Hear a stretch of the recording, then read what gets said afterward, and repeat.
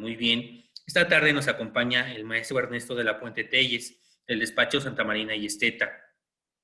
Esto gracias a nuestro convenio de colaboración que tenemos con el Centro Mexicano Pro Bono. A quienes cedo la palabra. Adelante. Hola, muchas gracias. Claro que sí. ¿Me pueden avisar cuando se vea mi pantalla?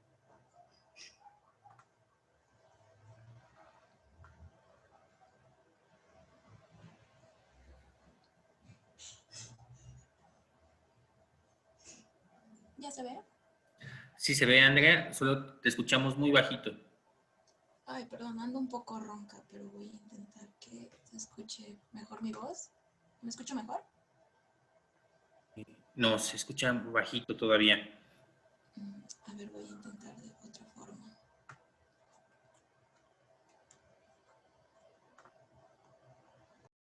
En lo que verificamos el audio de mis compañeras del Centro Mexicano Pro Bono, voy a aprovechar para leer la semblanza de Ernesto de la Puente, quien es licenciado en Derecho por la Universidad Nacional Autónoma de México. De igual manera, cuenta con una especialidad en Derecho Laboral. También cuenta con una maestría en Derecho por la misma universidad. Ha cursado cursos en Derecho Anglosajón por el Centro de Derecho Americano e Internacional en Estados Unidos, un programa de negociación en la Escuela de Leyes de la Universidad de Harvard. Tiene experiencia en el extranjero, donde trabajó como asociado invitado en Parker Poe Adams, en Columbia, en Carolina del Sur y Charlotte, Carolina del Norte. Él cuenta con más de 14 años de experiencia profesional, especializándose en asuntos laborales y de seguridad social. Brinda asesoría en materia laboral y de seguridad social, así como representación legal en casos de litigio a importantes sociedades de distintas industrias, incluyendo farmacéutica, IT, Big Data, administradoras de fondos de inversión, petroleras y gas, entretenimiento, servicios y comercio. Adelante, Andrea, te cedemos la palabra. ¿Ya me escucho mejor? Se escucha igual bajito. Y me parece que es porque estás con el audio ambiental. No sé si tengas auriculares, pero igual, si gustas intentar. Con los auriculares y los quité para ver si ya se escuchaba mejor. Pero si no, voy a intentar hablar lo más fuerte posible. No sé si hay alguna diferencia. Ahí se escucha mejor. Ok, bueno, yo les voy a presentar sobre Centro Mexicano Pro Bono, quiénes somos. Nosotros somos una asociación civil sin fines de lucro fundada en 2015 por Ivette Montero, con nuestro principal objetivo de facilitar el acceso a la justicia a los grupos más vulnerables de la población, organizaciones de la sociedad civil y emprendedores sociales por medio de una red de abogadas y abogados comprometidos por este cambio social en nuestro país. ¿Qué es pro bono? Pues la palabra pro bono deriva del latín pro bono público, que quiere decir por el bien público o por el bien común. Nosotros contamos con 4 beneficiarios, quienes son individuos, microemprendedores, organizaciones de la sociedad civil y emprendedores sociales. Y contamos con 4 ejes de acción, que es apoyo, asesoría y representación legal, fortalecimiento a la cultura de la legalidad, incentivar y difundir sobre el pro bono y realizar investigaciones para incidir en políticas públicas. En nuestro primer eje de acción se encuentran apoyo, asesoría y representación legal en materias como aspectos societarios, gobierno corporativo, fiscal, prevención del lavado de dinero, laboral, propiedad intelectual y privacidad y protección de datos personales. En nuestro segundo eje de acción se encuentra el fortalecimiento de la cultura de la legalidad, mediante qué, pues estas capacitaciones y talleres que pues son a organizaciones de la sociedad civil con pues temas que contribuyen justo a su fortalecimiento institucional desde la pista legal. También contamos con guías, manuales y podcasts para difundir este conocimiento jurídico de una manera muy clara y detallada a toda la población. Y algunos de nuestros materiales que se encuentran aquí abajo se encuentran de manera gratuita en nuestra página web. En nuestro tercer eje de acción incentivamos y difundimos sobre el pro bono, hacemos justo estos manuales y políticas pro bono internas de despacho, difundimos este trabajo legal a través de artículos, redes sociales, pláticas y cátedras. Sobre todo aseguramos el ejercicio de los derechos humanos. Y en nuestro cuarto y último eje se encuentran las investigaciones para incidir en políticas públicas sobre temas en general con un impacto positivo en la sociedad y participamos en estudios jurídicos internacionales con la intención de incidir en estas políticas públicas. Contamos con estas alianzas y colaboraciones y dentro de nuestra red de abogadas y abogados, el día de hoy pues nos acompaña el maestro Ernesto de la Puente Tellez, a quien le agradecemos mucho esta capacitación de la firma Santa Marina y Esteta. Y pues, sin más ni menos, aquí les dejo nuestra información de contacto por si tienen alguna duda o comentario adicional. Voy a estar aquí al pendiente. Muchas gracias. Muchas gracias, Andrea. Entonces, con mucho gusto le cedemos la palabra al maestro Ernesto. Ernesto, bienvenido. Muchas gracias. ¿Cómo están todos? Buenas tardes. Ya me dieron ahí un poco de cómo están las reglas, ¿no? Si gustan prender su cámara, perfecto. Si no, también no hay ningún problema. Nada más que voy a hacer preguntas y quien no sé, nada, es cierto. Está bien que tengan cámaras apagadas, no tengo problema. Para preguntas y respuestas, de preferencia al final, ¿va? A menos de que consideran que algo es esencial, entonces pueden poner ahí, levantar la mano si se puede, no sé si se pueda.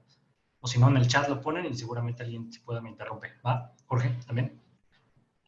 Porfa. Y si no, de todos modos, al final se acumularán las preguntas y respuestas y les damos al final respuesta a todas. Muchas gracias por la introducción. Muchas gracias por la invitación. Voy a presentar algo. En realidad es como una guía. Entonces, todo me gustaría que fuera un poco más platicado, ¿no? Entonces, a ver. ¿Pueden ver mi pantalla? Sí se ve. Va.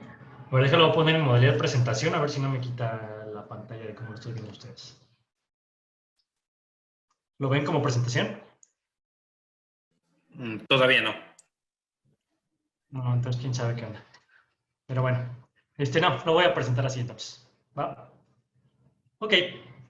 Bueno, yo vengo por parte de Santa María y Esteta, ya les leyeron ahí mi semblanza, ya llevo un ratote en este tema. Lo que vamos a platicar en esta ocasión es sobre contratos laborales. Hay muchos tipos de contratos, pero todo dependerá de la naturaleza, de la relación que tienen ustedes con aquellas personas que les prestan los servicios. Eso es lo primero que deben de saber, ¿no? Si existe una relación de subordinación con la persona que les presta el servicio, o sea, es decir, si ustedes le dan órdenes, si ustedes le fijan una jornada, si ustedes les dan uniformes, si ustedes les dan correo electrónico, si les dan herramientas, si les pagan específicamente en una periodicidad, si es su único fuente de ingresos, etcétera. O sea, la subordinación es como un zapato. O sea, mientras más piedras le metes al zapato, pues peor va a ser, porque entonces sí es una relación de trabajo, ¿no? Ese es el elemento esencial. Entonces, bueno, ya que ustedes vieron si existe una relación de trabajo o no, tienen que ver qué obligaciones tienen conforme a la legislación aplicable. Entonces, ya dijimos que es laboral, pero laboral hay muchos. Laboral hay un régimen específico para servidores públicos, laboral hay un régimen específico para bancos, laboral hay un régimen específico para trabajadores privados, etcétera, ¿no? Entonces, todos ustedes como miembros de instituciones de asistencia privada son privados. Entonces, sus relaciones de trabajo se rigen por la Ley Federal del Trabajo y por el apartado A del artículo 123 de la Constitución Política de los Estados Unidos Mexicanos. Entonces, ya ubicado eso, entonces ya nos vamos a la legislación específica, dijimos Ley Federal del Trabajo, lo cual está perfecto porque en otras materias y en otros países la legislación laboral se encuentra dividida entre estados e incluso municipios. Entonces, es un rollote. Pero aquí en México tenemos una legislación federal que rige a todos, entonces es mucho más fácil, ¿no? Bueno, entre comillas, pero debería ser más fácil. Entonces, ya que dijimos, ok, es una naturaleza laboral la que tenemos, se rige por la Ley Federal del Trabajo, entonces sí, ya entramos en materia, ¿no? Que es, ¿qué es lo que tiene que tener un contrato de trabajo? Ahora bien, se tiene mucho la idea de que si no hay un contrato de trabajo, pues como que sirve a ambas partes, ¿no? Al patrón un poco para tratar de negar condiciones de trabajo y el trabajador un poco para tratar de inflar las condiciones de trabajo, ¿no? Esto no es así. En realidad, a quien afecta el no tener contrato de trabajo es al patrón directamente. Al patrón totalmente y a los trabajadores también, pero en la medida en que en los contratos vengan prestaciones extraordinarias, porque será más fácil para ellos demostrar la prestación extraordinaria si está dentro del contrato. Es un poco más complicado cuando de repente son esporádicas y extraordinarias esos pagos y resulta que nada más tienen los CFDIs con ese pago, sí puede probar la existencia, pero no los términos. Es carga de la prueba del patrón demostrar los términos, sí, pero pues el patrón puede empezar a jugar un poco ahí con la interpretación de qué tanto debe de probar el términos y condiciones, ¿no? Entonces siempre será mejor para los trabajadores también tener todo en su contrato individual de trabajo. Pero bueno, regresando al tema de los patrones, que son ustedes, las instituciones de asistencia privada. Hay un artículo en la legislación federal del trabajo que indica qué es lo que debe de tener el contrato individual de trabajo. Y hay otros que orbitan alrededor de ese artículo. El artículo 25 de la Ley Federal del Trabajo es el que establece específicamente qué es lo que debe de contener un contrato individual de trabajo. Y no tener el contrato va en contra del patrón. ¿Por qué? Porque lo vamos a ver más adelante. Hay artículos que indican que la carga de la prueba en caso de tener un conflicto entre trabajador y patrón para demostrar tanto condiciones, en general, va a haber excepciones, pero condiciones y contrato de trabajo, es del patrón. Entonces, si no hay un contrato individual de trabajo, además de que cualquier prestación de servicios, sobre todo si es personal subordinada, se asume, se presume como una relación de trabajo, el patrón no tiene los elementos para demostrar cuáles fueron las condiciones. Entonces es esencial, sumamente esencial, que todos sus trabajadores tengan contratos individuales de trabajo y que todos cumplan con la legislación laboral. Porque no solo es el tema de alguna prueba en litigio, sino que también en caso de que lleguen a inspeccionarlos, el documento base de cualquier relación de trabajo que fundamenta su existencia es el contrato individual de trabajo. ¿Puede existir o no puede existir? Me preguntarán, relación de trabajo si no existe contrato. Sí existe una relación de trabajo aunque no existe contrato. ¿Por qué? Porque eso es una obligación patronal que no es atribuible al trabajador. ¿De acuerdo? Pues con la simple prestación del servicio personal subordinado ya existe una relación de trabajo. Muchos dirán, oye, también el salario es un elemento esencial. Desde mi punto de vista, no. Y les digo, ¿por qué no? Porque cuando ya te prestan un servicio personal subordinado, lo que tiene el trabajador es una acción en tu contra por la falta de pago de ese servicio.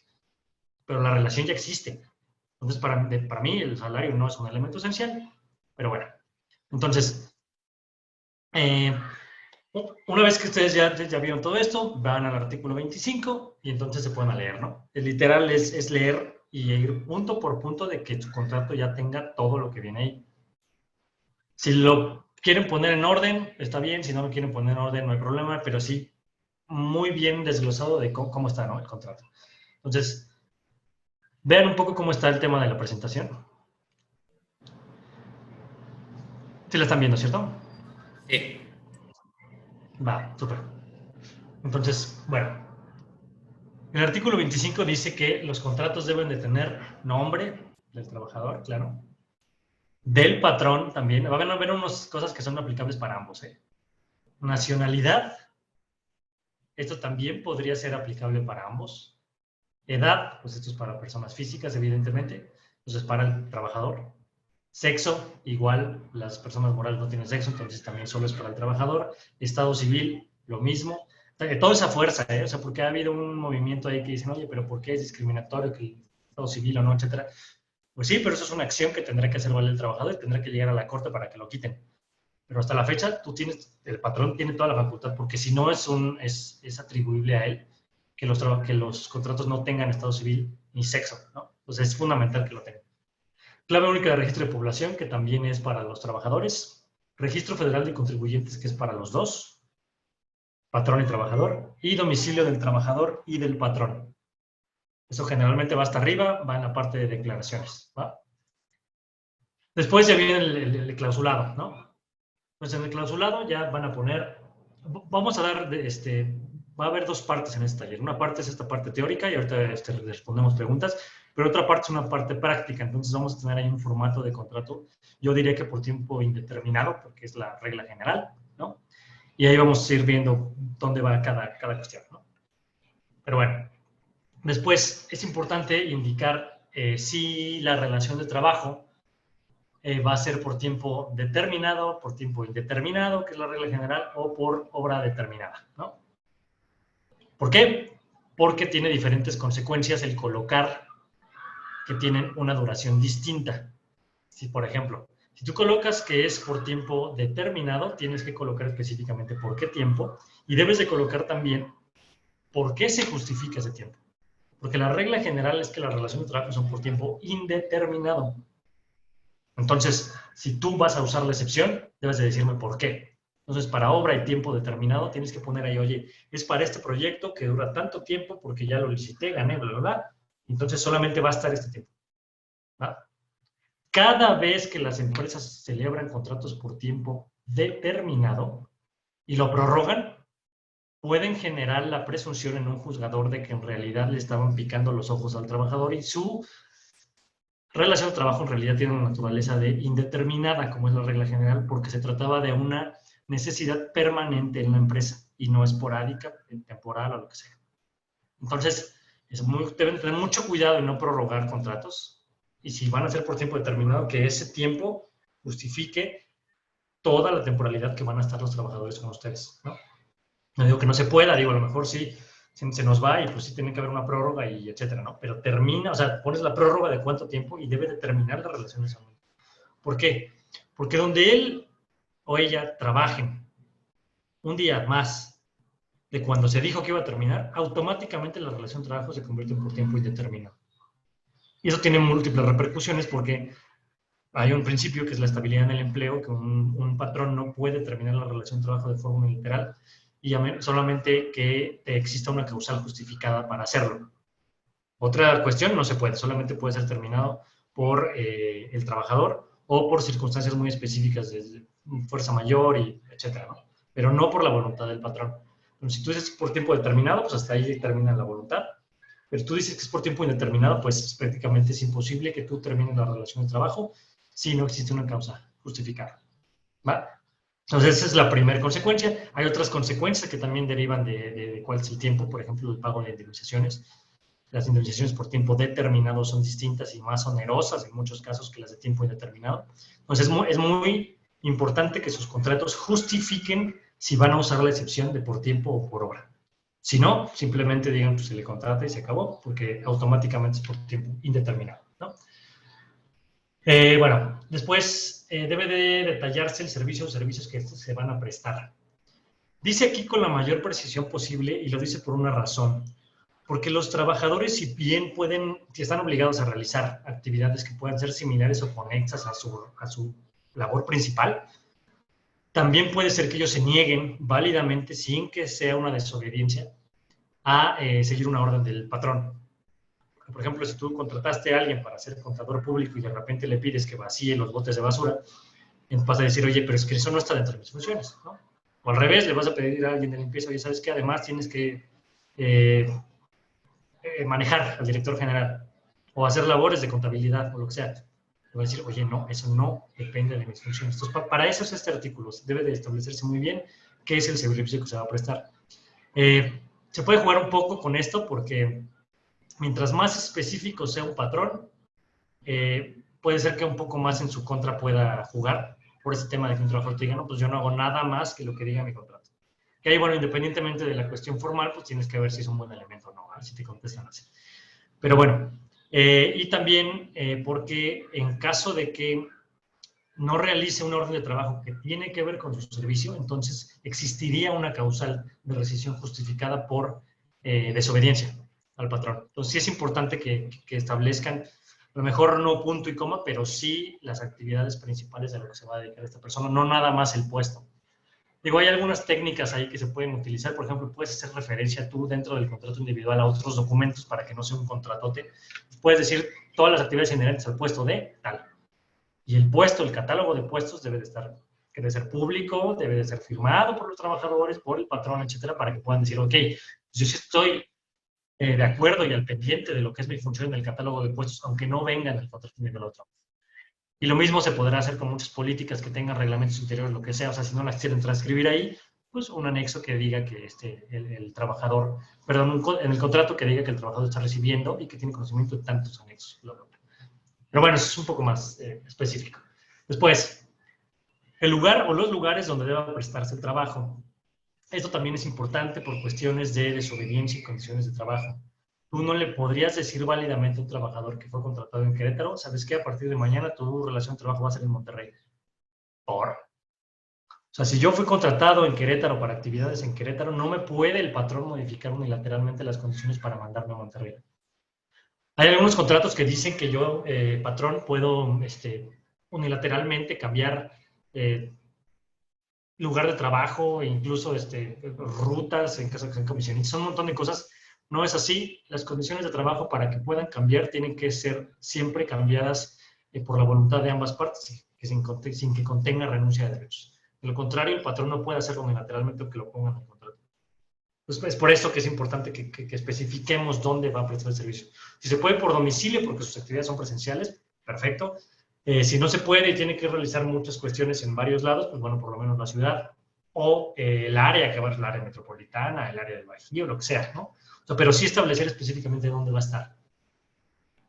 Luego, la duración de la jornada, eso también es importante porque lo vamos a ver más ahí. Lo vamos a ver más adelante porque la jornada, además del contrato individual, pues es parte de las cuestiones que tiene el patrón a carga de la prueba de demostrar. Entonces, si no viene, por lo menos en el contrato, cuál era su jornada esencial, pues bueno, ¿cómo vas a demostrar tu patrón que en realidad trabajaba de 8 a 6 con una hora de descanso? Si él dice que trabajaba 12 horas, no le dabas horas de descanso y era jornada nocturna, ¿no? Y no llevas controles de asistencia, nada. Le van a creer, ¿no?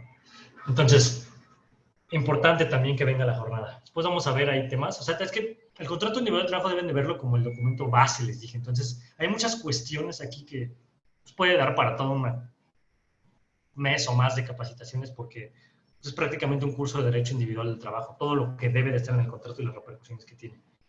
Pero nada más estamos viendo por lo menos la formalidad para que cumplan y para que no los vayan a sancionar ni tengan que litigar cuestiones que se les compliquen a sus abogados.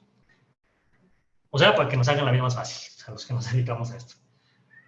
Luego, la forma y monto del salario. Esto es evidentemente también por lógica, o sea, cualquier contrato tiene que tener una contraprestación, ¿no? Es un elemento esencial desde el derecho civil. Entonces, es importante que se establezca, por ejemplo, cuál es la periodicidad de pago, cómo se le va a pagar. Periodicidad, por ejemplo, a los trabajadores que realizan actividades físicas manuales se les paga cada semana. A los demás trabajadores es cada quincena. Pagos mensuales no los contempla la Ley Federal del Trabajo y entonces estarían prohibidos. Aunque hay algún tema ahí para poder jugar con la interpretación para que pagues mensual, pero no es aceptada por las autoridades laborales. Y yo no he visto que esto llegue hasta la Corte, entonces no sé cómo lo vayan a interpretar. Pero bueno, semanal o quincenal, ¿no? Y luego ya se puede pagar en efectivo, se puede pagar en transferencia, se puede pagar en cheque, y si es transferencia tengo que poner la cuenta, sí, no, etcétera. O sea, hay varias preguntas que ya después me gustaría que pusieran ahí en el chat, etcétera, pero bueno, tú le puedes poner que es como sea, ¿no? Siempre y cuando sea pactado entre las partes. Luego, día y lugar de pago del salario, que también es importante. Esto, recuerden que nuestra Ley Federal del Trabajo es de 1970, entonces hay muchas cosas que son más antiguas. Antes no se utilizaban tanto las transferencias electrónicas, entonces era muy importante establecer, y en ciertas industrias en las que todavía no es común, establecer dónde se va a pagar. Ya estableciste cuándo sí, pero ¿dónde? O sea, si yo tengo varias sucursales en un estado, pues dime, en esta sucursal es donde me van a pagar. Y con transferencias es un poco más fácil este tema, ¿no? Además sería el día. Pues puedes decir, bueno, pues el último día de la semana o el último día de la quincena y luego los 30 y cuando caiga el día inhábil, pues se pasa el día siguiente, cosas así, ¿no? Pero es importante también. Esto es un pacto de voluntades, esto es un pacto entre partes que están iniciando una relación. Entonces, mientras más claros sean posibles, mejor, porque luego se presta a las interpretaciones que va a ir desgastando un poco la relación conforme vaya continuando en el tiempo, ¿no?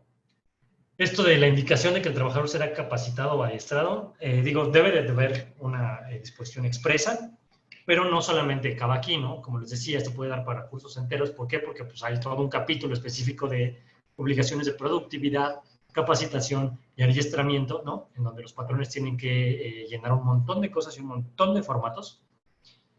Y no solamente es la mención, pero la mención debe de estar. Porque si no está, los inspectores de trabajo dicen, no, pues aquí no dice que lo vayan a capacitar. Aunque le estés dando las pruebas de la capacitación, no dice, es una omisión, multa. Entonces es importante que venga aquí. Y otras condiciones de trabajo, aquí ya saben, los legisladores tienen la costumbre de, pues para no errarle, ¿no? Ni modo, dale. Y todo lo que además quieran las partes, punto. O sea, eso y nada es lo mismo, pero bueno. Pues otras condiciones de trabajo como días de descanso, vacaciones y demás que convengan al trabajador y el patrón, ¿no? O sea, lo que sea, ahí. Finalmente, esta última fracción, se agregó en la reforma de 2019 con la intención de, y esto es muy importante, con la intención de parar la saturación de los tribunales, bueno, en esa época de las juntas, relativa a la designación de los beneficiarios en caso de muerte de los trabajadores.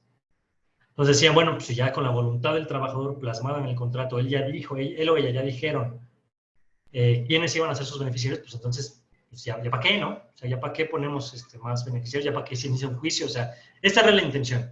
Pero bueno, entre muchas cosas que se discutieron en esa reforma histórica, pues la verdad es que esto quedó pues como una anécdota, algo en el tintero, pues muy bien que lo pusieron, pero no tuvo los efectos deseados, no tiene los efectos deseados. Si un patrón paga conforme a la designación de beneficiarios que viene en el contrato, puede ser que alguien que también tenga derecho y que no venga ahí, les reclame ese pago por juicio de designación de beneficiarios y lo tengan que pagar otra vez. Y no van a poder repetir contra quienes ya pagaron, pues lo van a pagar doble. Hasta la fecha no lo lograron y a pesar de que es un requisito del contrato, no es a prueba de balas que tú vayas a pagar conforme a esa designación de beneficiarios. ¿Por qué? Porque sigue existiendo el juicio y sigue existiendo que alguien pues, con mejor derecho pues venga y te lo exija, ¿no? Otra cosa importante en esta designación de beneficiarios es que no es nada más quien quiera. O sea, no le puedo yo dejar mi aguinaldo a mi gato. No se puede. Ni a mi tía, ni a... No se puede. O sea, el artículo 501 de la Ley Federal del Trabajo establece cuál es el orden de la prelación en el que se van a basar los juzgadores para designar quiénes son los beneficiarios del trabajador. Y vierten así en orden de prelación. Entonces está la viuda, los hijos menores, luego los hijos mayores, siempre y cuando sigan estudiando, etcétera, etcétera, ¿no? Y así se van. Entonces, por ejemplo, es muy común y nos pasaba mucho. A mí no tanto, porque fíjense que yo nunca trabajé en eso, pero me sé las anécdotas de mi jefe y a mí me pasaba en otro tipo de industria, que hay muchos trabajadores que tienen dobles familias, triples familias, un montón de mujeres y hombres y muchos hijos regados en todos lados. Con cuestiones, por ejemplo, de ferrocarriles, era muy común que en cada lugar donde paraba el tren había otra familia. Entonces, el tema es, si yo designo de beneficiarios a mi familia en la Ciudad de México, resulta que yo tengo otra en el Estado de México, ¿no?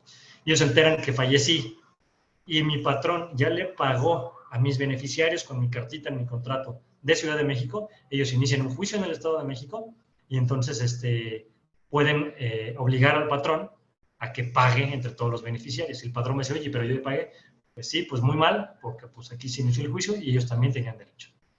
Entonces, dos cosas. Uno, todas las designaciones beneficiarios que vengan en el contrato tienen que establecer personas que sean parte del 501, que no se vayan a salir de ahí de que mi perro, mi primo, no. 501, ¿no? Y además, siempre tendrán que preferir que se inicie el juicio y se termine el juicio para que ustedes puedan pagar. Si me dicen, oye, esto va a tardar mucho, va a tardar un año, va a tardar 6 meses, lo que sea, no quiero porque yo confío mucho en mi trabajador, sé que es su única familia, los quiero ayudar, perfecto, pero es una cuestión de ayudarlos, porque si llega alguien más, los pueden pagar doble. Y muchas empresas lo hacen, ¿eh? O sea, muchas empresas, y son historias de éxito también. O sea, muchas empresas dicen, ¿sabes qué? Pues tienen que pagar cuestiones de, no sé, enfermedades, el funeral, lo que ustedes quieran, ¿no? Y yo sé que son ellos, voy a asumir el riesgo, se hace un recibo finiquito especial, y entonces se les paga a ellos. Pero con lo que quiero que se queden es, esta designación de beneficiarios no resuelve nada, solamente es un requisito legal, pero tienen que tener el contrato y cuidado, ¿no? Con esto. Ahora, ya que vimos qué es el contenido general, hay muchas cuestiones específicas. Yo quería poner aquí temas que quizá puedan tener ustedes porque están muy en boga. Entonces yo incluí el teletrabajo.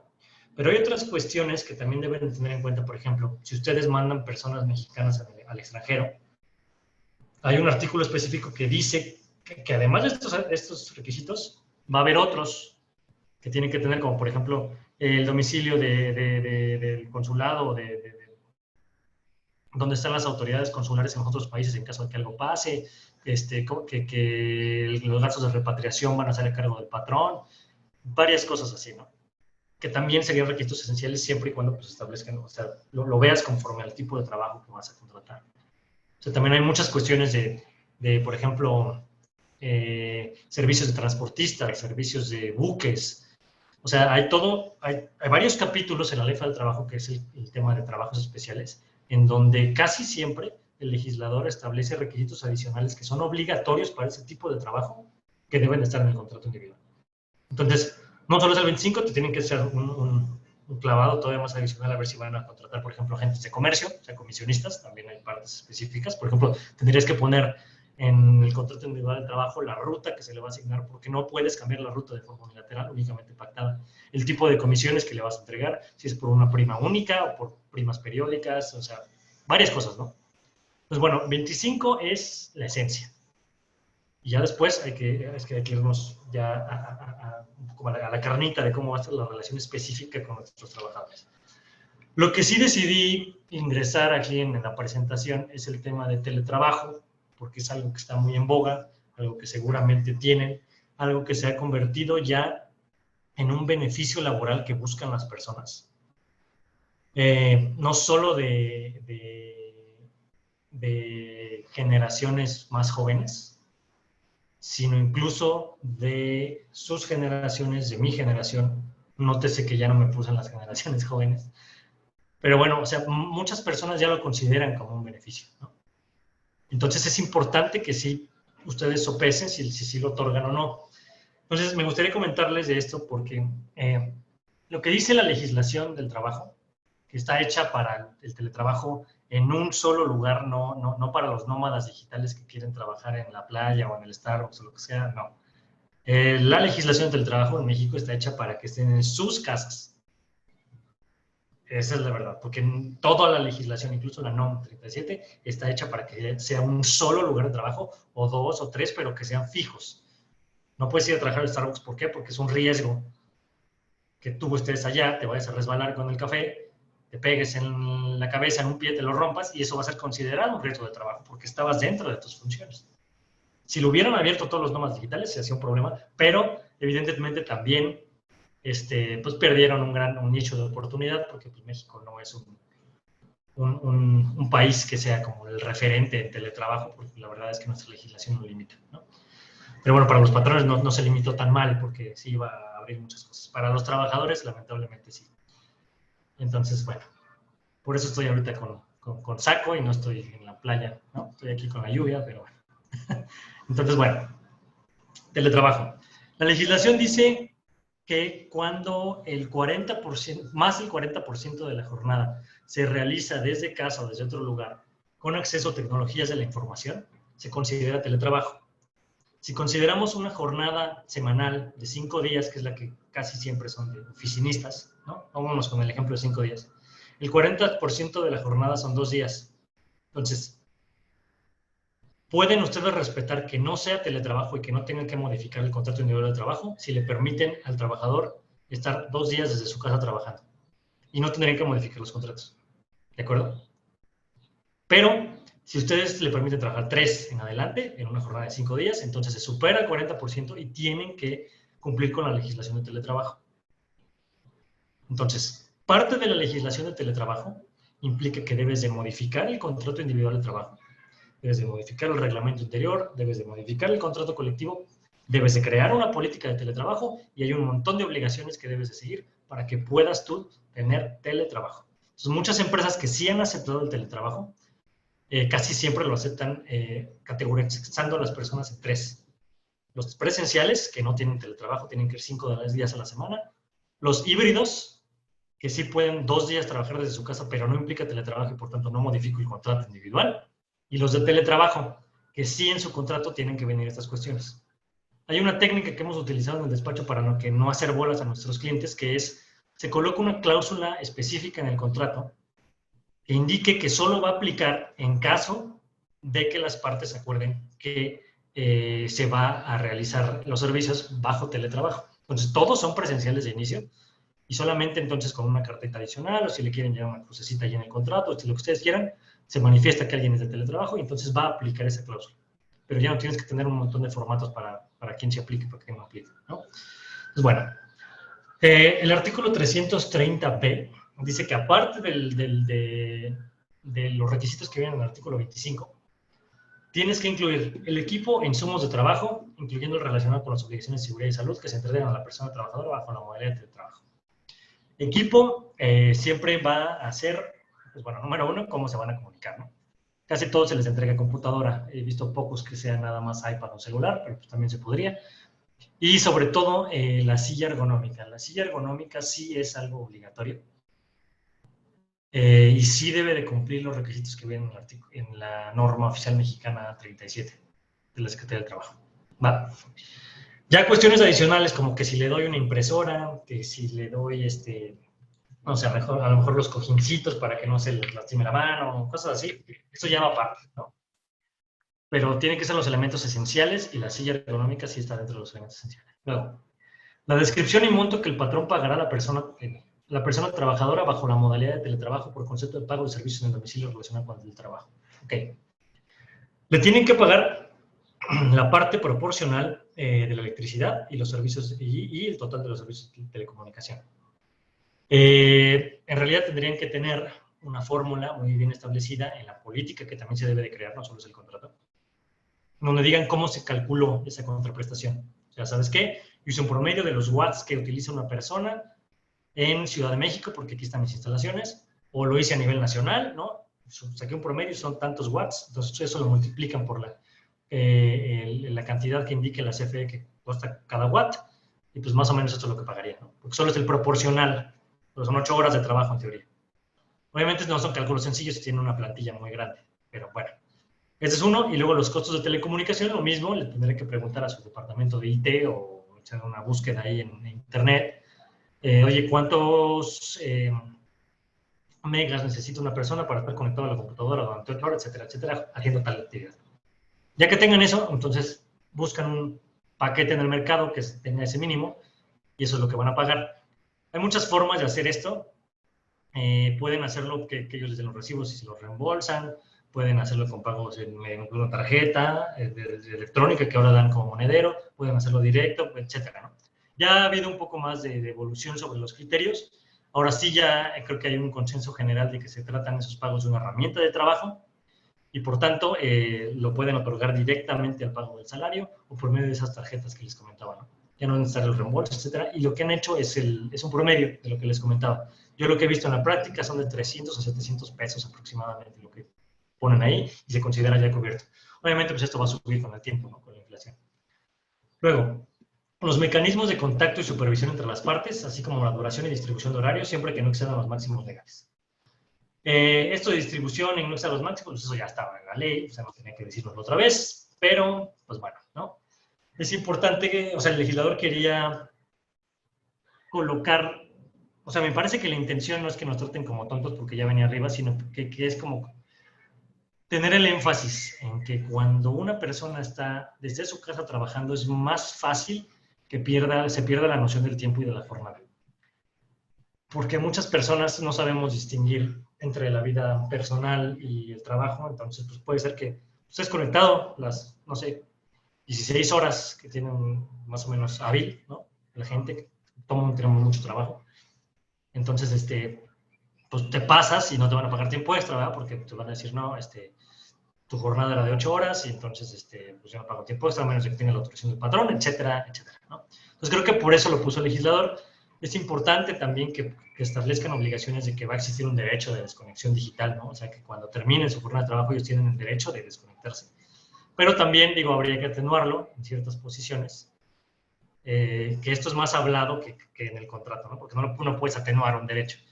Pero en la práctica sí se da mucho que los trabajadores de confianza que son los que prácticamente representan al patrón, los de más alta jerarquía, los que más ganan, pues evidentemente se tenga un nivel de compromiso mayor con la empresa y no estén trabajando nada más 8 horas, ¿no?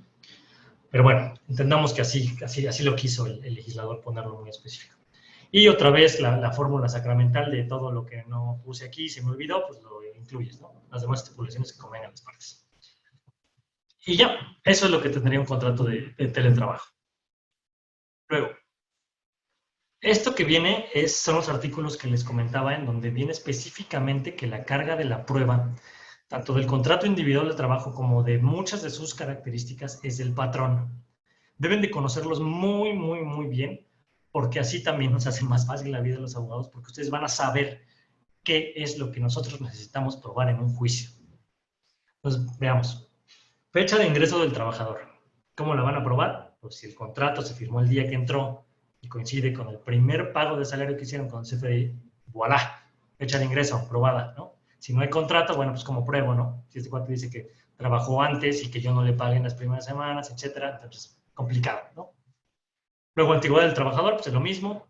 Faltas de asistencia, en los contratos puedes establecer tú cómo vas a llevar la asistencia. Listas, bueno, ya listas ya es menos común, pero toda la gente lo hace, listas firmadas. O sistemas con huellas dactilares, datos biométricos, etcétera, ¿no? También se puede establecer en el contrato. Causa de rescisión de la relación de trabajo, esto no es necesario que esté en el contrato, está en la ley, artículo 47 y 185, entonces no lo tienen que poner ahí. Terminación tampoco, causa de despido no, contrato, aquí viene específicamente, ¿no? Debes de probarlo a fuerza. Jornada, que viene en el contrato. Pagos de días de descanso obligatorios, así como aguinaldo, generalmente también viene en el contrato. Disfrute y pago de vacaciones también. Prima dominical, vacacional y de antigüedad, digo, aunque no venga, porque es de ley, también muchas veces se pone en el contrato. Monto y pago del salario, pago de participación, esto no va en el contrato porque es una obligación legal, ¿no? De cada año. E incorporación de aportaciones al IMSS y al Infonavit, tampoco es necesario que lo pongas en el contrato que lo vas a dar de alta, porque es una obligación legal y lo tienes que dar de alta, pero pues hay muchas empresas que lo hacen y hay algunas que, por ejemplo, y es muy útil, ponen específicamente que en el contrato debe de venir para nuevos ingresos, tanto el número de seguridad social como si tienen un contrato de Infonavit de vivienda o no, para así ya poder saber de antemano que vas a tener que hacer el descuento sobre el salario para pagar el crédito de vivienda. Y finalmente el artículo 804, donde dice que el patrón tiene obligación de conservar y exhibir en juicio los documentos que a continuación se precisan. Contratos individuales de trabajo que se celebren, cuando no existe contrato colectivo o contrato ley, y yo diría aquí que esto está de más, incluso existiendo contrato colectivo y contrato ley, deben de tener contratos individuales. Y lo que es importante también destacar, y ya nos vamos ahorita al apartado de conclusiones, y ya abrimos preguntas y respuestas, es que este contrato deben de tenerlo durante toda la relación de trabajo en original. Original, no vayan a ponerlo en cuestiones digitales.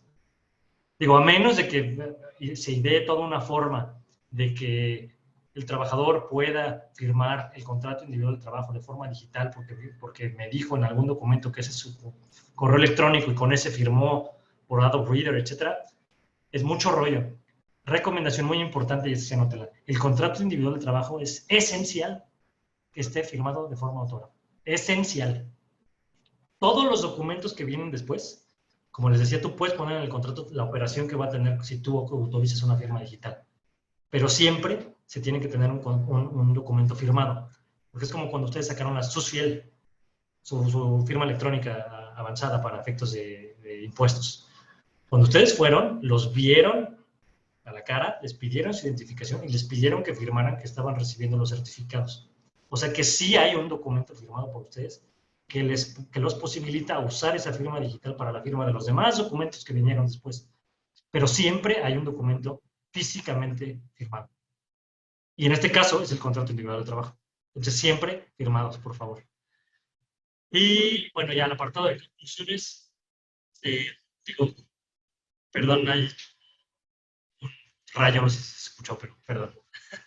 Se las voy a dejar así para ya abrir la que sigue de preguntas y respuestas, ¿no? Pero nada más para que tengan idea de qué fue lo que se platicó.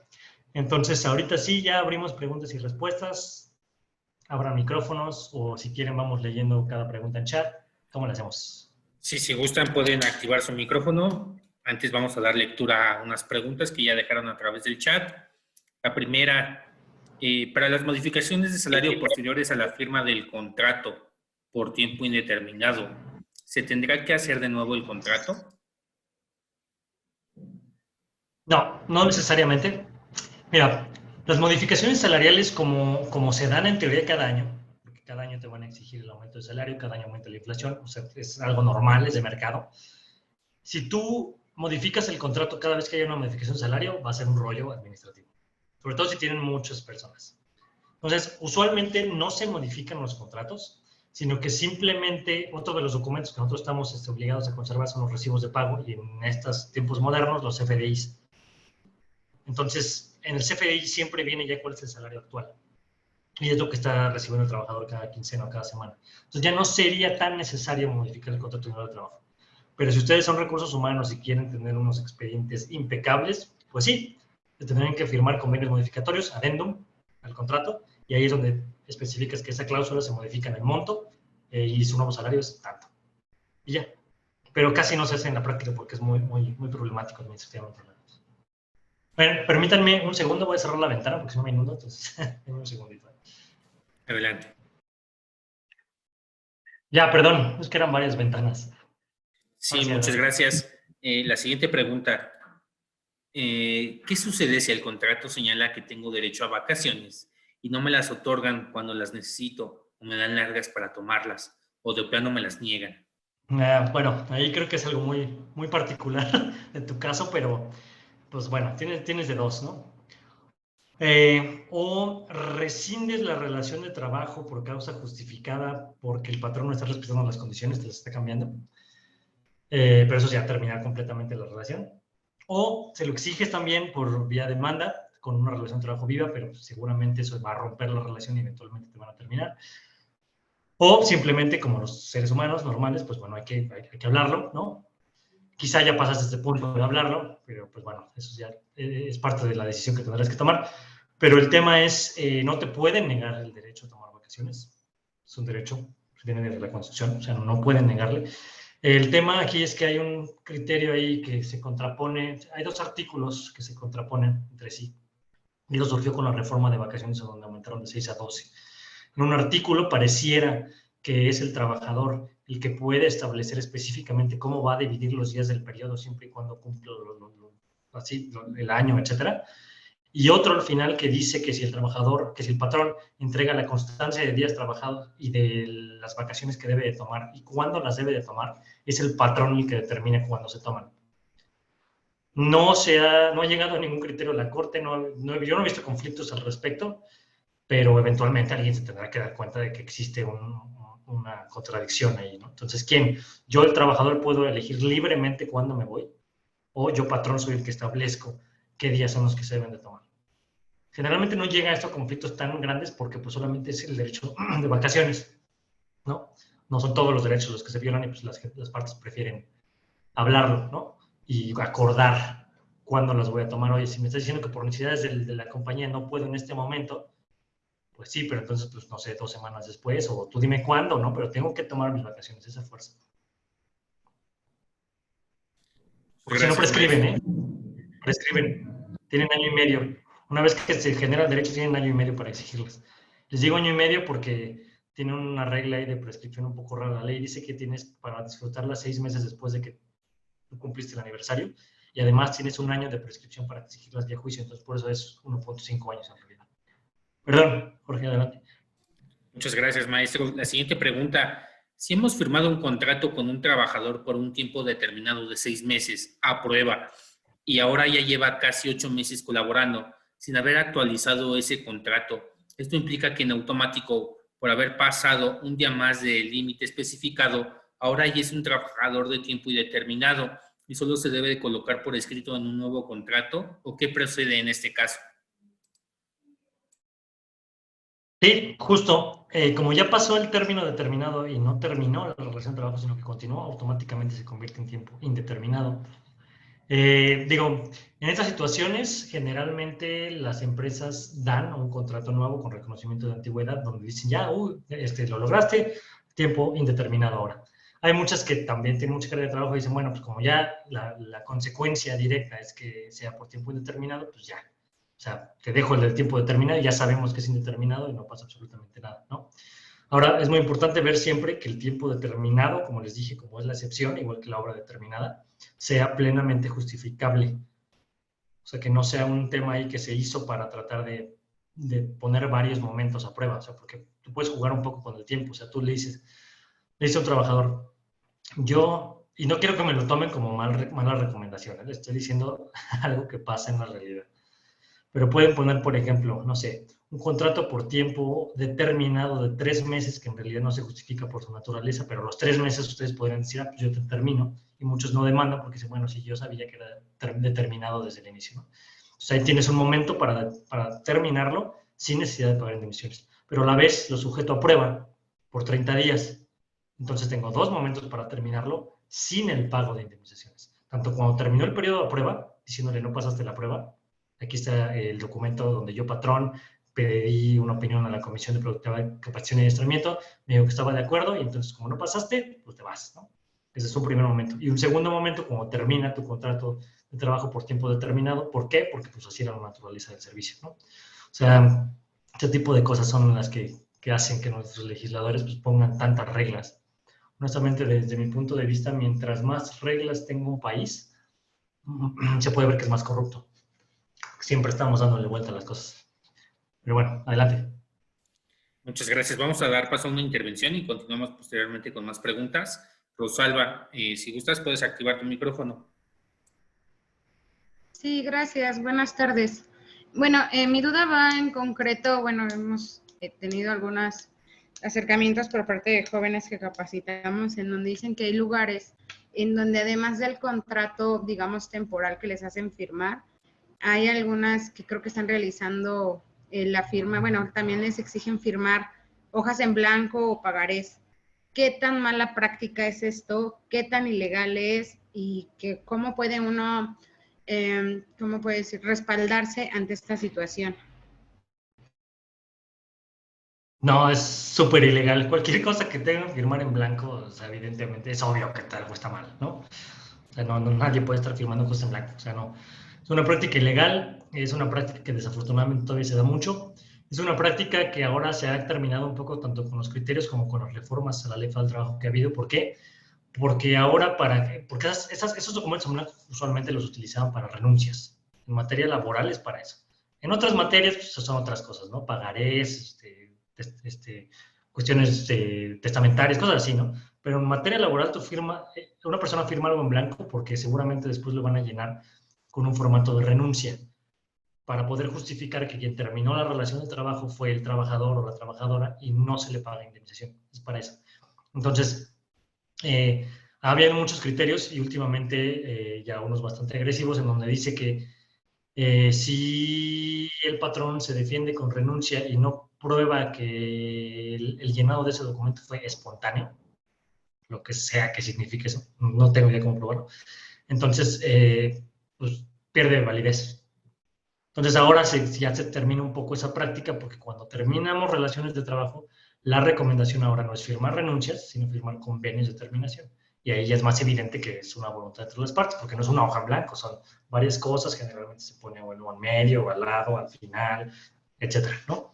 Pero no. ¿Y cómo se pueden defender? Pues seguramente con alguna denuncia ante la Procuraduría de Defensa del Trabajo y ya. Muchas gracias, maestro. Muchas gracias. ¿No de qué? Pues habla. La siguiente pregunta. Si el domicilio fiscal es diferente al lugar de trabajo, ¿se debe de establecer ambas locaciones en el contrato?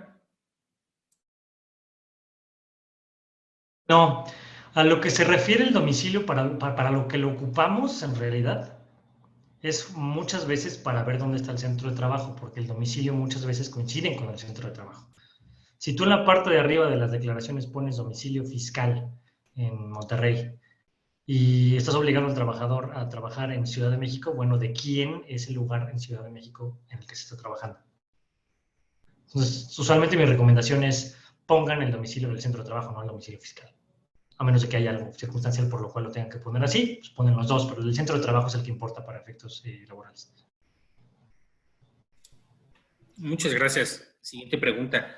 Para regularizar a los trabajadores con contratos, es decir, trabajadores antiguos que no tienen contrato, se les hace uno nuevo, respetando la antigüedad, o uno nuevo y que se hace con el tiempo desde que empezaron. ¿Es pregunta? Es que lo entendí como afirmación. Sí, es pregunta. Ok, sí, no, lo que está haciendo está bien.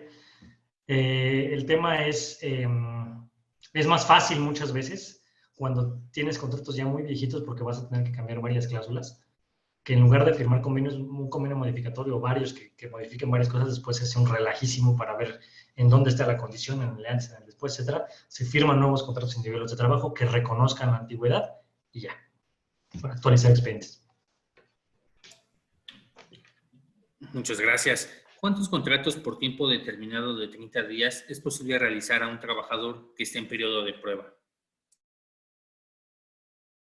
El periodo de prueba es improrrogable, entonces una vez que estableciste un solo periodo de prueba, ya no puedes establecer ninguno más. No hay prórrogas, no hay nada. Es uno solo. La regla es que para los trabajadores regulares son 30 días y para los que van a realizar actividades de dirección o altamente técnico especializadas son hasta 180 días. Pero ese hasta debe de ser interpretado como que desde el inicio yo en mi contrato de prueba te pongo vas a estar a prueba 180 días. No quiere decir que vas a estar a prueba 90 y si quiero pues te extiendo la prueba a otros 90 para los 180 días. No. Desde el inicio se dice cuántos días de prueba son. Entonces no puedes estar prorrogando. Eso por lo que hace a prueba. Y por lo que hace a contratos por tiempo determinado, si tú, como lo comentamos al inicio, si tú prorrogas contratos por tiempo determinado, mientras más prórrogas tengas, más fuerte es la presunción que tendrá un juzgador de indicar que esa relación de trabajo en realidad es por tiempo indeterminado porque la necesidad del trabajo era permanente y únicamente celebraste contratos por tiempo determinado para eludir obligaciones. Eso es como lo van a ver. Muchas gracias. Cuando te reducen 2 días de trabajo a la semana, ¿te deben liquidar y hacer un nuevo contrato o solo te avisan que eso sucederá y listo? ¿Lo ves otra vez cómo? Sí. Cuando te reducen 2 días de trabajo a la semana, ¿te deben liquidar y hacer un nuevo contrato o solo te avisan que eso sucederá? Ok. No. También la jornada es una condición de trabajo que no puede ser modificada unilateralmente por el patrón. Entonces tendría que haber un acuerdo de voluntades entre patrón y trabajador para que se pueda reducir la jornada así. A menos que la naturaleza de tus funciones implique que depende tu jornada de algo, pero desde el inicio te lo están diciendo, o sea, por ejemplo, no sé, materiales. Necesitamos tantos materiales para producir llantas, ¿no? Hay veces que hay exceso de producción y necesito que trabajes los 5 días, pero hay veces que va a haber crecimiento de producción y vamos a trabajar 3 días. Y tú vas a poder estar rolando entre turnos entre las dos. Así sí, ya te avisaron desde el inicio que va a ser así tu relación de trabajo. Pero si de repente con la mano en la cintura te dicen, no, pues mañana nada más vete 3 días, no se puede. Muchas gracias. Siguiente pregunta. En estado civil, ¿cuáles son los diferentes estados en términos legales? Para muchas personas, solo consideran solteros o casados. Sin embargo, si alguien vive bajo el mismo techo con otra persona, no se considera como concubinato, sino como soltero. ¿Alguna orientación para esto? Es una excelente pregunta. No sé quién la hizo, pero es una excelente pregunta porque ha habido una discusión increíble dentro del despacho para ver esa onda. En realidad me parece, y esto es más una pregunta para un civilista que para alguien de laboral. Laboral, recursos humanos, soltero o casado. No se hagan bolas, ¿no? Pero si ya queremos entrar al detalle fino, o sea, lo que debería desear, me parece que la pregunta debe de ir a un civilista y no se la he hecho desafortunadamente, la tengo ahí en el tintero, se la quiero hacer a alguien que se dedique a derecho familiar. Pero según yo, existe más de 2 estados civiles. Y el tema de concubinato también es un estado civil, no debería de ser soltero. Entonces, bueno, lo pueden trabajar como ustedes quieran. Para efectos laborales, no les van a pedir algo específico los inspectores, no, aunque venga ahí soltero o casado es más que suficiente. Pero perdón que no tenga otra respuesta, ¿eh? No lo he visto con los de familia. Muchas gracias. Siguiente pregunta. Inicié en la empresa como mensajero y firmé contrato con ese puesto. Aquí hice carrera y subí de puesto. ¿Tengo que firmar otro contrato con el cargo que tengo actualmente? De preferencia sí, porque así debería de ser. Es un poco con lo que les decía de los aumentos de salario. Por limpieza administrativa, sí, en teoría sí. Pero como puede ser que muchas empresas, para el salario es mejor este argumento, ¿no? O sea, lo va a estar cambiando cada año, pues no, qué flojera, qué latoso estar cambiando contratos cada año. Para el puesto no tanto, porque quizás se tarda más tiempo en cambiar. Entonces mi recomendación sería sí, mejor que firme un nuevo contrato ya con la nueva denominación de puestos, sí. Sobre todo si tú no ves en tus FDI ninguna cuestión de puesto. Casi siempre los formatos de las compañías que se dedican a administración de recursos humanos ya trae por default el tema de puesto. Entonces, si está en tu CFDI, te diría, bueno, pues ya lo puedes probar tú con el CFDI. Si no está en el CFDI, entonces sí, pídele a tu patrón que te actualice el contrato. Muchas gracias. Siguiente pregunta. ¿Es obligatorio darle al trabajador una copia del contrato individual?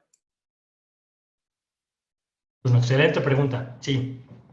Sí, el artículo 25, creo que me parece, era el 25, creo que sí.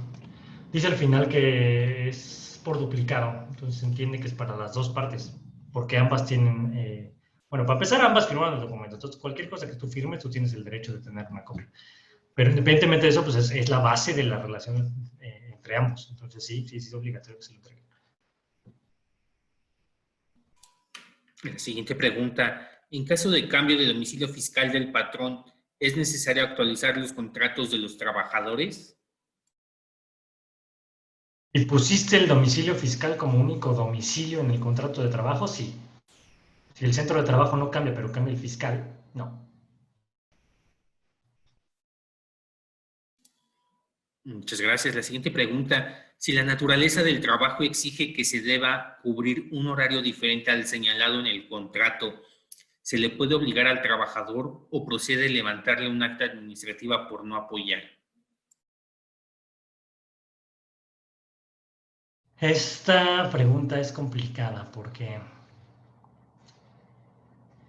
me parece que se le podría obligar, bueno, más bien, ¿cómo es que obligar? Se le podría levantar un acta administrativa por el hecho de desobedecer una orden en caso de que no quiera apoyar, si el contrato de trabajo dice que puede ser que el horario cambie por necesidades de la empresa y que por tanto pues, tendrá que trabajar tiempo extraordinario. Así sí, pero de todos modos se me hace algo endeble porque yo no veo que por un acto de esa naturaleza de desobediencia de no trabajar tiempo extraordinario, un patrón tenga la facultad de terminar la relación de trabajo por desobediencia. O sea, veo poco probable que un juez le dé la razón al patrón por eso, porque generalmente tanto la legislación como los jueces siguen el principio de indubio pro operario, en el caso de duda será lo más favorable al trabajador, y aunque no estoy de acuerdo que sea completamente, casi lo aplican de forma absoluta. Entonces yo no veo que por un acto de desobediencia de esa naturaleza puedas rescindir la relación de trabajo, lo veo muy endeble. Pero sí puede ser una medida de presión para que las personas sí continúen laborando. Siempre y cuando esto no sea la regla general, ¿verdad? Que lo estés obligando a trabajar un tiempo extra fijo. Porque si ya lo haces fijo, entonces ya su jornada en realidad es diferente.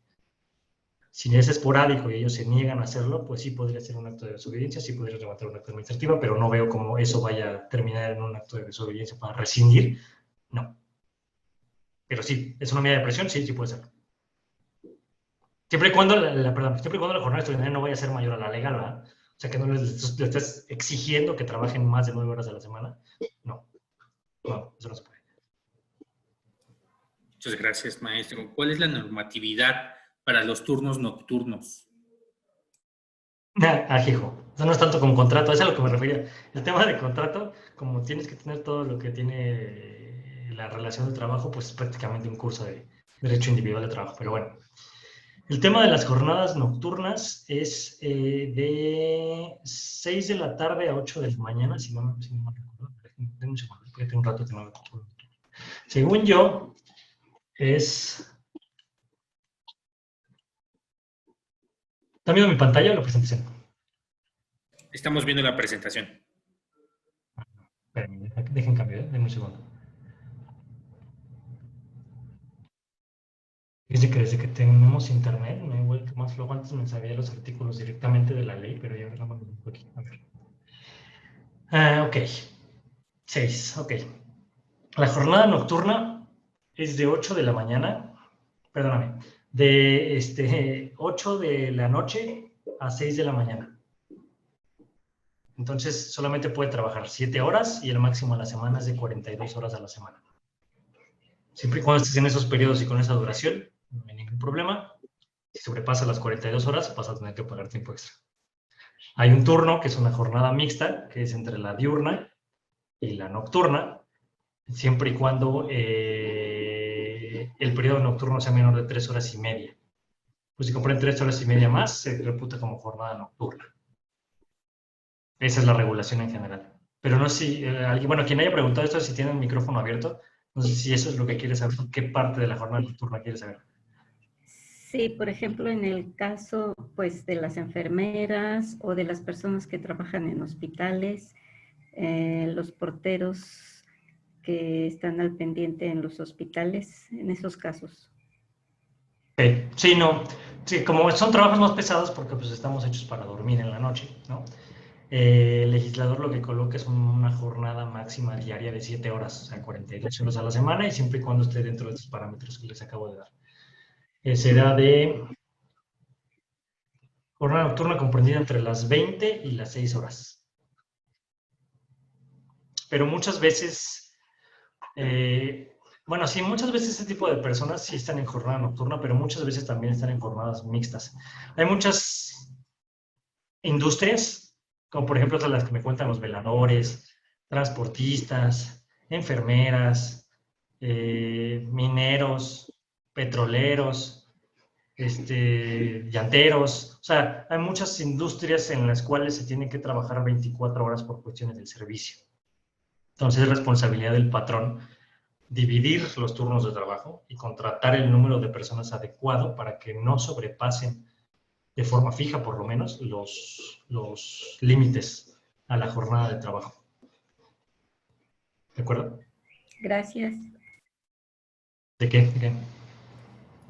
Muchas gracias. La siguiente pregunta, ¿la capacitación puede ser fuera del horario del trabajo o tiene que ser dentro de su horario laboral? Tiene que ser dentro de su horario laboral, porque si la hacen fuera del horario de trabajo se va a extender la jornada y entonces podrían tener que pagar tiempo extra si supera la jornada máxima. Gracias. ¿Qué procede si no nos otorgan nuestra copia de nuestro contrato y nos la niegan? Igual, podrían presentar una denuncia ante la Procuraduría de la Defensa del Trabajo y que para que requieran al patrón para que se les dé. Pueden hacerlo con nombre y apellido, pero pues eso va a desgastar mucho la relación de trabajo. Pueden hacerlo de forma anónima también.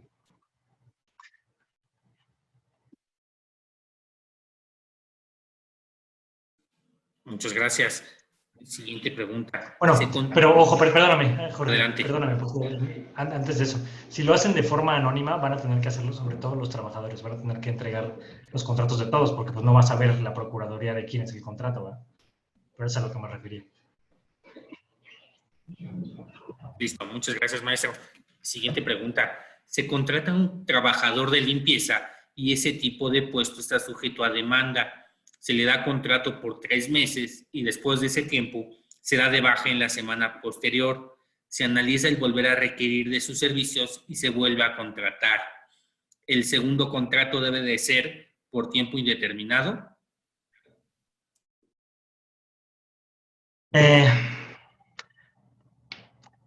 Sí, yo diría que sí. El problema es que deben de ver cómo están las necesidades de la empresa de limpieza, ¿no? O sea, si no tienen un flujo continuo de trabajo, pues quizás sí tengan que estar firmando contratos por tiempo determinado con el riesgo de que cada vez que contraten a la misma persona, pues se generan contratos que pudieran ser considerados por un juzgador como que en realidad les están picando los ojos y son una naturaleza de trabajo permanente por tiempo indefinido. Entonces, pues de preferencia, pues no estén contratando a la misma persona, si es que van a tener que hacerlo otra vez, ¿no?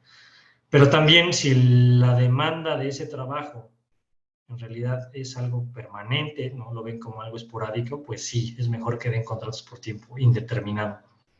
Pero esa es una cuestión muy específica y me parece que, digo, yo le estoy dando las reglas generales, lo que debe de ser, ¿no? Pero hay ciertas cuestiones en prácticas de mercado que quizá sea necesario tomar ciertos riesgos porque pues, si no, no va a funcionar el negocio, ¿no? Pero en principio, si tú a una misma persona la estás contratando por tiempos determinados muy seguido, sí, se puede considerar que en realidad su relación de trabajo es indefinida. Muchas gracias. Siguiente pregunta. ¿Qué pasa si el contrato individual no lo firmó el director general anterior? ¿Es válido? ¿Se debe hacer uno nuevo respetando su antigüedad, pero con los datos de los nuevos administradores? No, no es necesario. El patrón es una entidad jurídica única, entonces independientemente de quiénes sean las personas que los representan, en su momento, si en realidad a quien obligan es al patrón, no al representante en lo particular. Entonces, si ya te lo firmó quien era el representante en esa época y ahora son otras personas, no hay necesidad de que lo refrenden, no. Muchas gracias. ¿Se puede terminar una relación de trabajo por obligar al trabajador a laborar horas de trabajo extras por alta carga de trabajo? Otra vez, ¿me repites la pregunta, por favor? ¿Se puede terminar una relación de trabajo por obligar al trabajador a laborar horas de trabajo extras por alta carga de trabajo? Pero más bien la pregunta es, ¿se puede terminar? O sea, ¿quién terminarla? El trabajador, supongo. ¿El trabajador puede terminar la relación de trabajo si lo obligan a trabajar tiempo extraordinario? Sí, sí podría. Por causas atribuibles al patrón, tendría que rescindir la relación de trabajo. Entonces, pues, pedir que se termine ya la relación y entonces dame mi indemnización y me voy. Sí. Muchas gracias. Siguiente pregunta. En caso de los guardias de seguridad, ¿qué se puede tomar como jornadas inhumanas de trabajo y que han trabajado 3 días seguidos? Los contratos deben cambiar. ¿Qué es lo conveniente y qué se debe poner en el contrato? Como les decía, es responsabilidad del patrón establecer las jornadas de forma tal que se respeten los máximos legales. Si tú le exiges a una persona que trabaje 3 días seguidos, o sea, son muchas horas de trabajo, no, totalmente, o sea, sí se consideraría inhumano. Sí se consideraría inhumano porque pues, las personas tienen que descansar. Entonces, asumo que me estás diciendo que la misma persona durante 3 días está ahí con ustedes, ¿no? Entonces, no, sí se consideraría inhumano. Ese prestador de servicios que les está dando el servicio de vigilancia tendría que contratar más personas para estar cambiando a las personas y que únicamente estén los máximos legales permitidos, aunque no deje de dar el servicio de vigilancia. Muchas gracias. Nos preguntan, nada más se puede reiterar, si los cursos deben de ser en el horario de trabajo o no. Deben de ser en el horario de trabajo, sí, siempre deben de ser en el horario de trabajo. Si no son en el horario de trabajo, cuentan como una extensión de la jornada de trabajo y por tanto pues vas a tener que pagar tiempo extra si superas las 48 horas semanales en jornada diurna, o la que sea, 45 en mixta, 42 en nocturna. Listo, maestra, son todas las preguntas. Si alguien gusta, todavía puede activar su micrófono. ¿Alguien desea participar?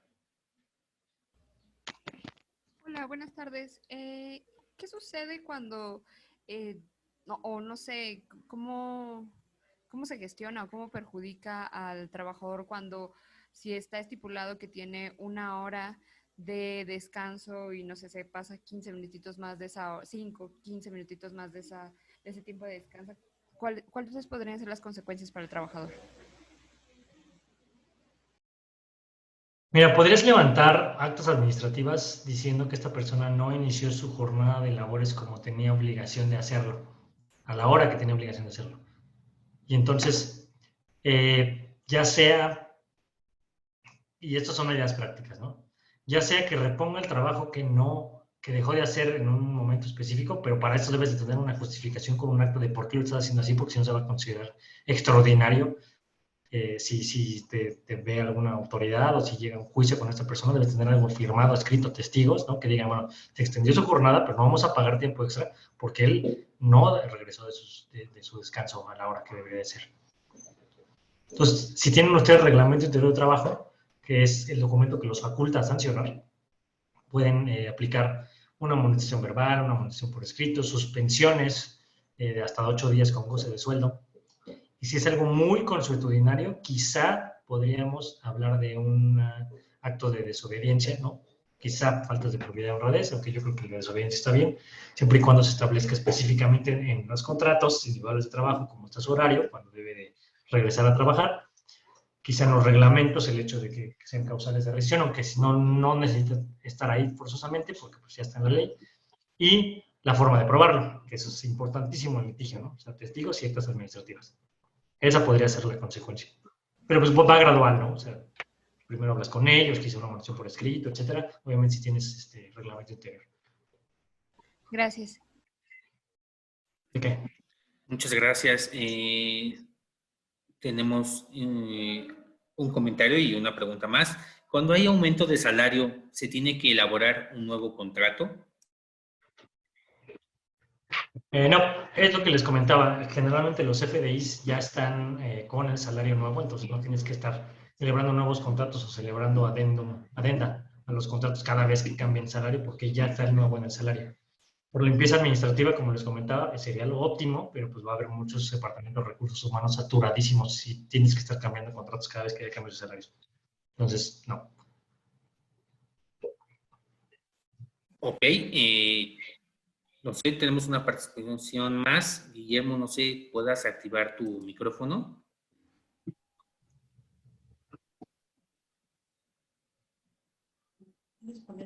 En lo que verificamos si Guillermo nos puede apoyar con su micrófono, nos preguntan, ¿cuánto tiempo se tiene que aguardar un cheque de un finiquito que no han venido a cobrar? Dejó de venir el trabajador y ya tiene más de un año. Qué raro. Bueno, ni modo. Hasta un año, yo diría. Porque es la prescripción general en materia de trabajo. Es cuando te pueden exigir diferencias. Entonces, sí, un año. Nada más. Muchas gracias. Siguiente pregunta. ¿Cómo se debe de establecer en el contrato la entrada y salida en el teletrabajo?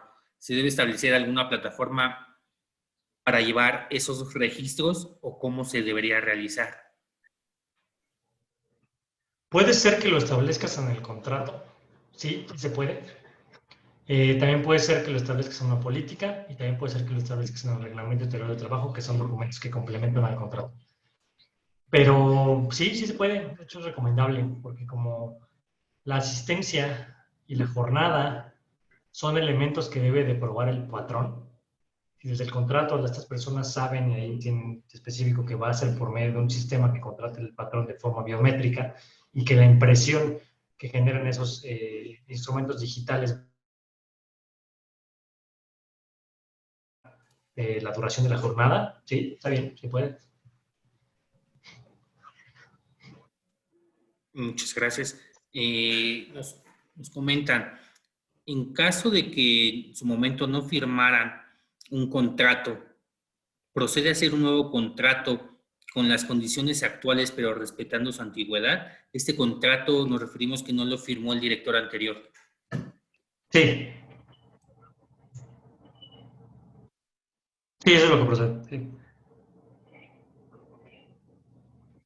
Muchas gracias. ¿Los reglamentos de trabajo se deben hacer en conjunto con los trabajadores? Sí, forzosamente. O sea, siempre, y en realidad es una de las comisiones mixtas obligatorias, si sí deciden tener un reglamento interior de trabajo, siempre debe ser creado por una comisión mixta, trabajadores y patrones. Listo, maestro, ya no tenemos más preguntas. ¿Alguien más desea participar y abrir su micrófono?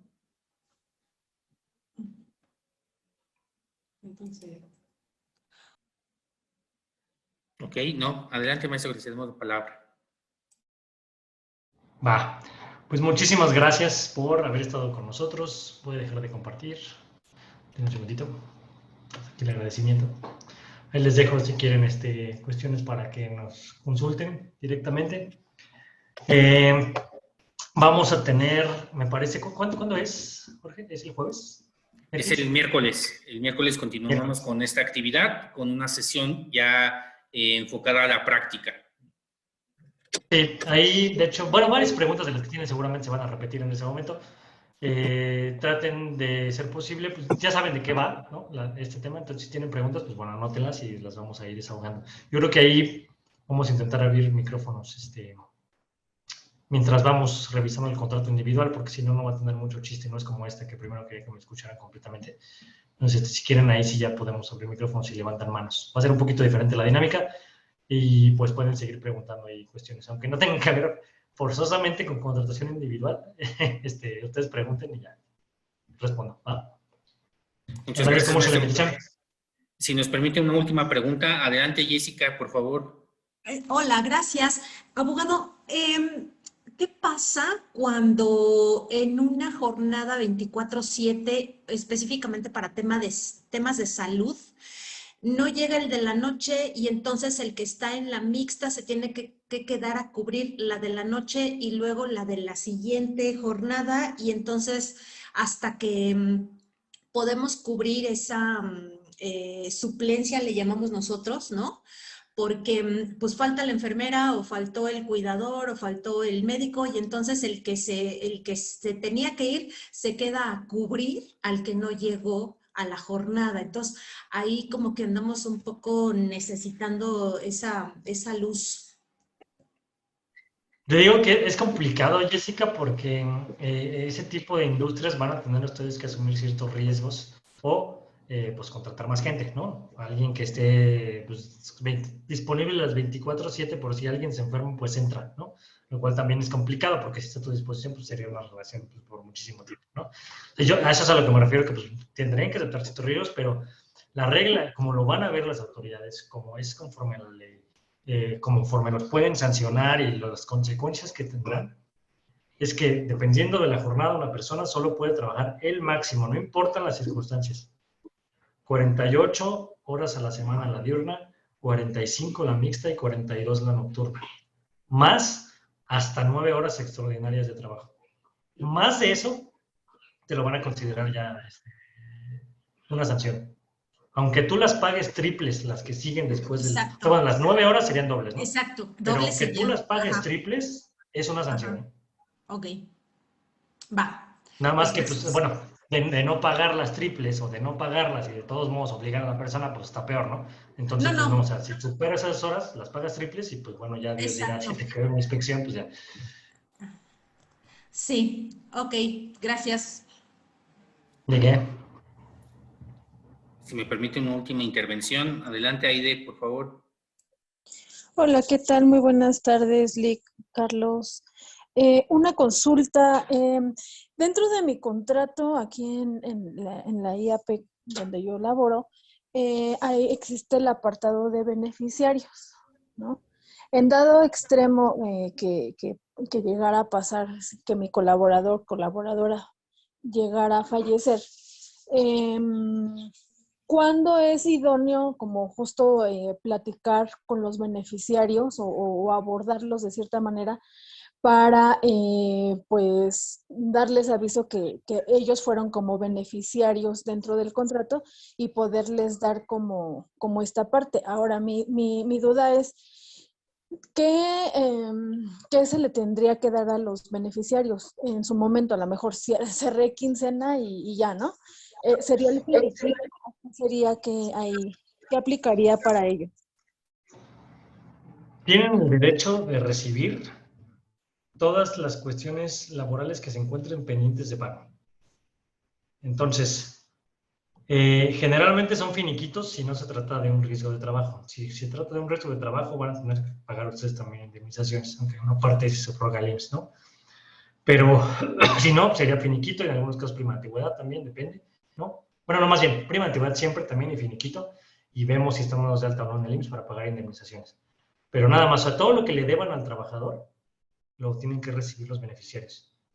O sea, de cajón, pues va el sueldo, si es que no fallecieron en corte de una quincena, aguinaldo proporcional, vacaciones de vengadas y no pagadas y proporcionales del último año, prima vacacional proporcional y todas las extraordinarias que sean económicas que se les deban, fondos de ahorro, utilidades cuando se les tenga que pagar, etcétera. Pero eso es lo que se les paga, nada más con el comentario que habíamos dicho al inicio, Marlene, acuérdate, Si pagan conforme a la designación de beneficiarios, eso no los exime de que alguien que también considere que tiene derecho los demande y la empresa tenga que pagar doble. Si quieren algo completamente a prueba de balas, es mejor iniciar el juicio de designación de beneficiarios con la autoridad y la autoridad determina mediante una sentencia quién tiene beneficio. Si no, siempre van a tener el riesgo de que les cobren doble. Pero la desventaja de la otra es que pues dura un tiempecito, ¿no? Y pues es muy complicado para las personas a las que acaba de fallecer su familiar no tener ese dinero, ¿no? Entonces, muchas veces la empresa dice, bueno, va, lo pago y asumo el riesgo. Pero así es como funciona. Ok, muchísimas gracias. No, ¿de qué? Oigan, una disculpa, pero ya me tengo que conectar a otra llamada que tengo ahorita a las 4. Sí, muchas Si tienen gracias, más, maestro. Nos vemos el miércoles. por favor, el miércoles, ¿sí? Muchas gracias. Que tengan buena tarde.